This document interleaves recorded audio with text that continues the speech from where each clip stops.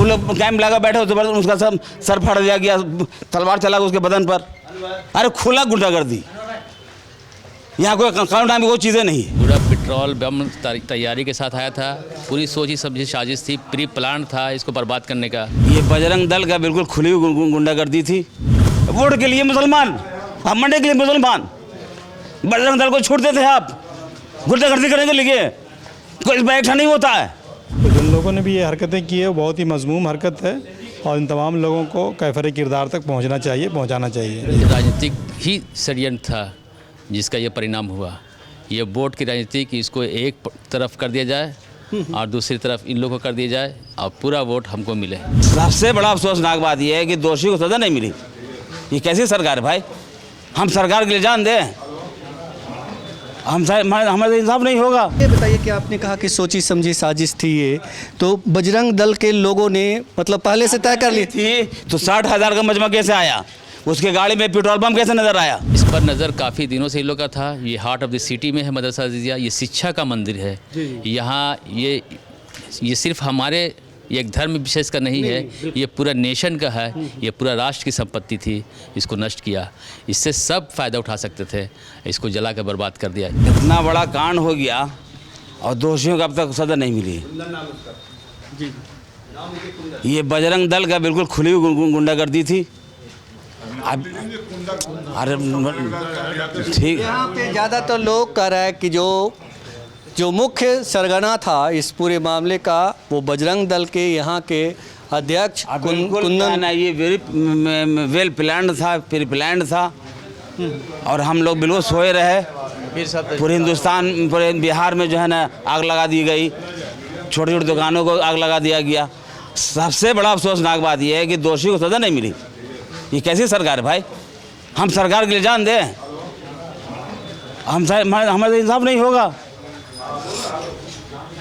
आप भी इसी मदरसे से जुड़े हैं? हम मदरसे से जुड़े नहीं, लेकिन हम तो है इसी शहर के आदमी। नहीं, सरकार काम करेगी। उसके बाद फिर पुलिस या गुंडागर्दी अलग हो रही है, आज हम लोग को पकड़ा जा रहा है।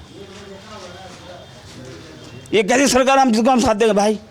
वोट के लिए मुसलमान, हम मंडे के लिए मुसलमान, बजरंग दल को छूट देते हैं आप गुंडागर्दी करने के लिए, कोई बैठा नहीं होता है।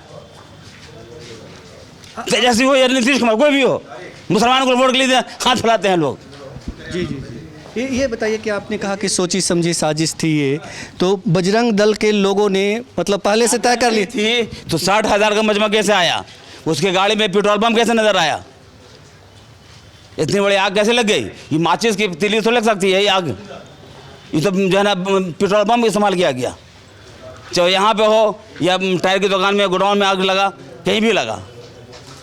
ये भी कहा जा रहा है कि शांति जो बैठक हुई थी उसमें ये कोई फायदा नहीं हुआ। कोई फायदा नहीं। पीस कमेटी के लोग कोई फायदा नहीं, कोई एक्शन ही नहीं उन लोगों के पास हुआ, कोई बात मानने को तैयार ही नहीं है। बहुत हमला हुआ। वो लोग कैंप लगा बैठे, उसका सब सर फाड़ दिया गया, तलवार चला उसके बदन पर। अरे खुला गुंडागर्दी, यहाँ कोई कानून नाम की वो चीज़ें नहीं है। ये जो बताया जा रहा है, कई लोग कह रहे हैं कि एसपी और डीएम भी गायब थे। बिल्कुल हो सकता है, 2 घंटा आप छूट दे दिया, क्यों दे दिया भाई? 3 घंटा। अब जो है ना मदरसा किनारे में, मस्जिद के किनारे, मस्जिद पे अटैक हो रहा है। अब हम लेडीज़ पुलिस जो है ना उसमें प्रोटेक्शन के लिए बताइए, लेडीज पुलिस क्या करेगी वहाँ पे? क्या कर रही थी पुलिस? प्रशासन क्या कर रही थी? जब पटना से प्रेशर पड़ा तब यहाँ एक्शन हुआ। तो पुलिस की लापरवाही इस तरह से थी कि मतलब जो पुलिस के तौर पे यहाँ महिला पुलिसकर्मियों को तैनात कर दिया गया था और जो एसपी और डीएम थे वो कहते हैं कि भूमिगत हो गए थे, उनका कहीं अता पता नहीं था। जैसा कि भाई साहब ने बताया कि पटना से दबाव पड़ने के बाद जो है पुलिस प्रशासन एक्शन में आई। आप कह रहे थे कि बहुत 3 घंटे तक? हाँ सर, 3 घंटे तक छूट दिया गया, आराम से छूट एकदम काम हुआ। यही नहीं, उन लोग जो है ये ऐसा लाया था कि ड्रिल से तोड़ने वाला सामान भी लेके आया था, आराम से तैयारी के साथ। हाँ, पूरे इंतजाम था। बम, पेट्रोल बम का तो इंतजाम किया ही है, उसके बाद वो ड्रिल से जो काटा है, शटर को, ग्रिल को काटा है, वो सब तो कहाँ से आ गया? इसका मतलब आप इंतजाम लेके चले तब ना। ये कोई हाँ टूटा हुआ वहाँ पर अभी भी जाकर देख लीजिए। पेट्रोल बम यूज़ हुआ है। इसमें जी जी, सब जलाने में पूरा देखे, वहाँ पर रूम में पूरा शीशा का माचिस का तिल्ली सब वहाँ पर मौजूद है। सब सिर्फ प्लानिंग के साथ सब कुछ हुआ है। पूरा पेट्रोल बम तैयारी के साथ आया था, पूरी सोची समझी साजिश थी, प्री प्लान था इसको बर्बाद करने का। ये तारीखी ऐतिहासिक इमारत, यहाँ लाइब्रेरी आप देख रहे हैं, सारी चीज़ को सबको बर्बाद करने का पूरा प्री प्लान था इसका। बहुत अफसोस है देखकर इस चीज़ को। ये पूरा प्लान जो है बजरंग दल का था। यही पूरा प्लान सब बजरंग दल का लोग का था, बना हुआ था कि इसको बर्बाद करना है और बर्बाद कर दिया। आपको लगता है कि ये सब सिर्फ वोट की राजनीति करने के लिए किया गया है, ताकि नफ़रत का बाजार गर्म हो और हम अपना हिंदू मुस्लिम करके अपनी तरफ वोट कर सकें? बिल्कुल, ये राजनीतिक ही षड्यंत्र था जिसका ये परिणाम हुआ। ये वोट की राजनीति कि इसको एक तरफ कर दिया जाए और दूसरी तरफ इन लोगों को कर दिया जाए और पूरा वोट हमको मिले, इस तरह का राजनीति किया गया है। ये इस पर नज़र काफ़ी दिनों से इन लोग का था। ये हार्ट ऑफ द सिटी में है मदरसा अज़ीज़िया, ये शिक्षा का मंदिर है। यहाँ ये सिर्फ हमारे एक धर्म विशेष का नहीं है, ये पूरा नेशन का है, ये पूरा राष्ट्र की संपत्ति थी। इसको नष्ट किया, इससे सब फ़ायदा उठा सकते थे, इसको जला कर बर्बाद कर दिया। ये ऐतिहासिक चीज़ था, ये अब चीज़ नहीं मिलेगा यहाँ। जो जल गया वो अब नहीं मिलने वाला है। इमारत को भी अब देख रहे हैं कितने बुरी तरह से जलाया। इमारत भी करीब करीब क्षतिग्रस्त है पूरी। जी जी, पूरी तरह से क्षतिग्रस्त है। अभी बहुत सारे प्रोग्राम यहाँ मदरसा अज़ीज़िया में होते हैं। जो बताया आपकी प्रिंसिपल साहब की UNFPA की जो 4 कंट्री की हेड थी एंड्रिया मैम, वो आई थी। यहाँ के बच्चों के टैलेंट देखकर बहुत खुश हुई कि यहाँ नहीं ये सिर्फ अरबी या फ़ारसी नहीं बल्कि इंग्लिश, हिंदी, मैथ, साइंस के स्टूडेंट्स हैं जो अपने टैलेंट को देख के बहुत इम्प्रेस हुई और जाके वो बोली भी कि यहाँ बहुत अच्छे स्टूडेंट्स हैं, टैलेंटेड है। इससे बहुत खुशी थी। और हर महीने 2 महीने पर कोई ना कोई यहाँ आते थे, विज़िट करते थे और यहाँ के स्टूडेंट को देखते थे और बहुत खुश होते थे। शायद ये तरक्की और जो बताया प्रिंसिपल साहब, लोग को अच्छा नहीं लगा कि इतना आगे ये जा रहा है इन लोग, इसलिए इसको बर्बाद ही कर देना ठीक था।